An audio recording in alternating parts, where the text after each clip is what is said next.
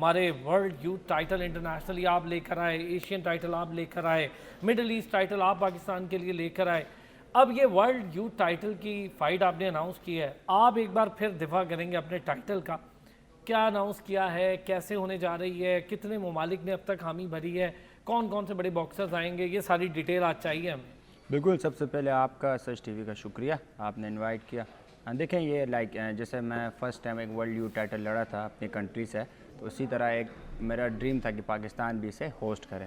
تو اس سے پہلے ہوا نہیں تھا، ڈریم تھا. تو میں نے ریکویسٹ کیا اپنے پروموٹر کو، تو انہوں نے آگے ریکویسٹ کی تو انہوں نے اپروول دے دی کہ پاکستان اسے ہوسٹ کر سکتا ہے. تو پھر میرا تعلق گلگت بلتستان سے آپ کو پتہ ہے، تو مجھے بہت خوشی ہوئی. تو پھر سب سے پہلے میں نے گورنمنٹ آرمی سے رابطہ کیا. تو میں G B government chief minister جو ہیں خالد خورشید صاحب، اور ایف سی این اے جو ہمارے کمانڈر ہیں میجر جنرل کاشف صاحب، ان کا بھی میں شکریہ ادا کرتا ہوں. انہوں نے کہا کہ ہم یہ کروائیں گے. تو انہوں نے کہا کہ ٹھیک ہے، انہوں نے ایونٹ رکھ دیا ہمارے لیے. تو پھر یہ ایونٹ ہم نے اناؤنس کر دیا، اور 24 جون کو میں گلگت لالک جان اسٹیڈیم میں اپنا ورلڈ یوتھ ٹائٹل ڈیفینڈ سب سے اچھی چیز یہ ہوئی عثمان کہ یوم تکریم شہدائے پاکستان کے دن آپ نے جی بی ہاؤس میں گزشتہ روز یہ پریس کانفرنس کر کے اناؤنس کیا.